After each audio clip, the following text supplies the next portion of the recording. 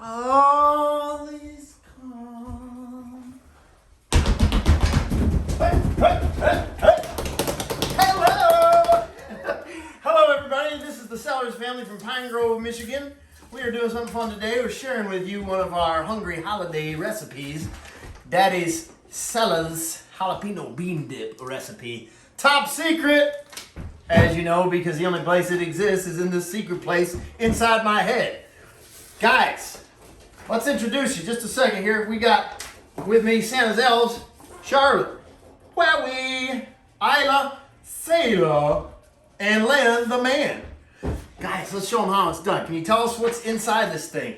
Here's a short little list. It's also going to be down below in the comments section so you can check that out for yourself. First of all, you got a base of refried beans making up this thing. I use 6 of those. Next. From Costco.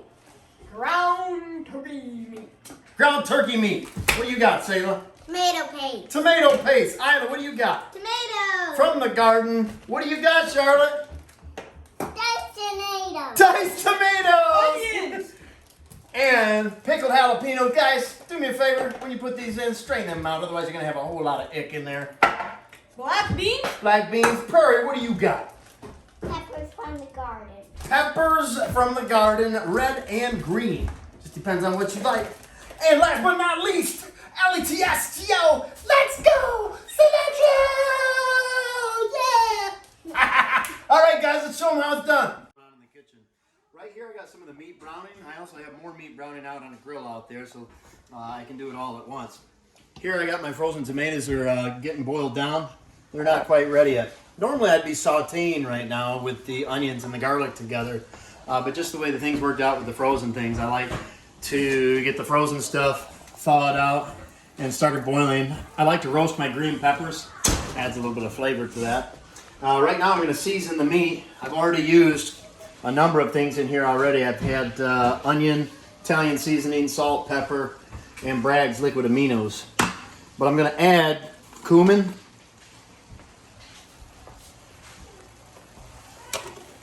chili powder,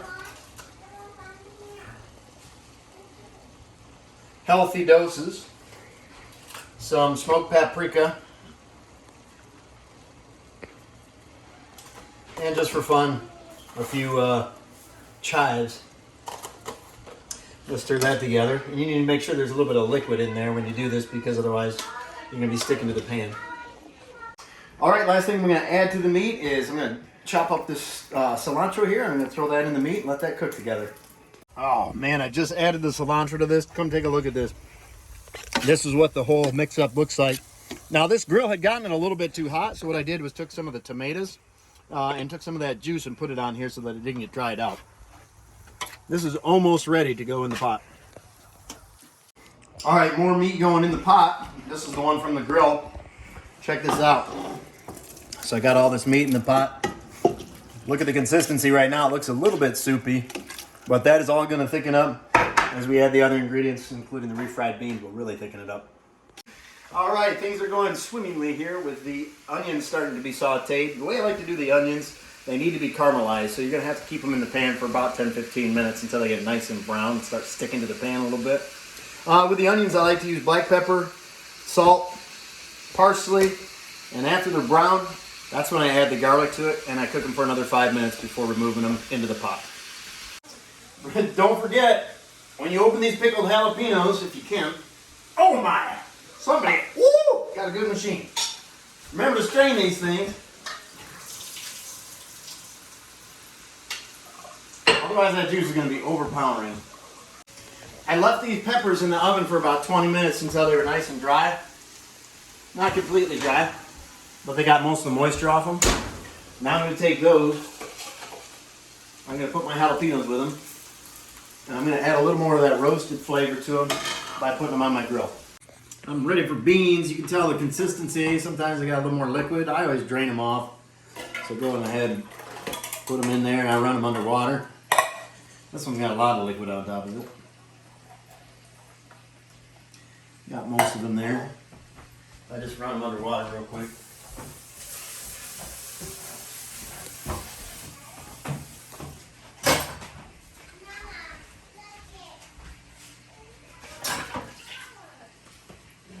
throw that into the mix. And then we got tomato paste. I'll put a couple of those in there. That just helps to sweeten the batch.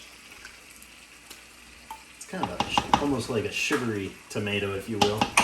It's got more of that darker, sweeter taste to it. That also helps thicken things up a little bit. So having put that in, we will go back and throw some refried beans in now, and you will see the consistency in here. It's beautiful. This is when the vultures start to come out and congregate around your food asking for little snitches. A little secret about getting this refried bean into here. Stick your knife along the edge. You probably already know this, but I like to stick it along the edge there, and then it just kind of shakes out. I like to cut them into a little bit of pieces because it makes it easier to stir once they're in there. Last thing I wanted to show you was over here in the garlic and the onions. This is just about done here. The consistency is good. It's not overly dry. It's getting nice and brown. So I'm going to turn the heat off of that and pop that into the pot. All right, here's my peppers. You can see I got a little bit of a charred edge to them. I like that nice grill flavor to them. Now, during this whole time, there's not a lot of time for sitting down doing your catching up on your Sudoku. You're pretty much running from station to station if you're like me. Here they go. Oh, yeah. Come on over and check out this thing of beauty here. You can see that I'm almost, I'm not too far away from the top. If I'm right at the top, that's actually 5 gallons of food, so I'm right at about 18 quarts right now. My secret weapon is the diced tomatoes. I don't always use all the diced tomatoes I set aside, simply because if I find out that my consistency is too thick, I'll add some, and if it's not thick enough, then I'll just cook it down a little bit longer on the simmer, or put in more refried beans to thicken it up. Like I said, the scavengers are already starting to show up here and pick through it. One thing I want to talk to you about is at the very last here, consistency. I just wanted to get a look at this. The consistency, I try to keep it not chili-like. Chili is more liquidy. I like a little bit thicker so it stays on my chip when I dip it, because mainly bean dip I'm going to be using with nacho chips. So right now I'm looking at this consistency and thinking I'll probably put in one more can of refried beans to thicken it up. You don't want to lose this masterpiece in the last mile. I've been cooking this thing on low heat, not simmer completely yet, but it should be on a simmer for about the last 20 minutes that it's cooking. If you don't stir it and run your spatula along the bottom, what could happen is those beans will start to get burned on the bottom, and you could ruin the whole batch. And like I said, you don't want to lose this masterpiece in the last mile of the race, so keep a watch on that. We made it. We literally made it. That's one small bowl for children kind and one giant pot for dad kind. Woo! Guys, check out the consistency here. The beauty, the color, take a full sensual approach to this. This is an experience for the holidays. Serving recommendations. Probably a cup and a half, depending on your hunger level. Got some sour cream here. We got some shredded cheese and nacho chips. Let's dig into this thing. The more sour cream, the more cheese, the better, right? Oh, that flavor is divine. It's beany. It's just enough spicy. I don't think it's gonna put you guys to bed with a hot tongue. That's perfect. Here's what we do. Guys, if you like this video and you like the bean dip, let us know by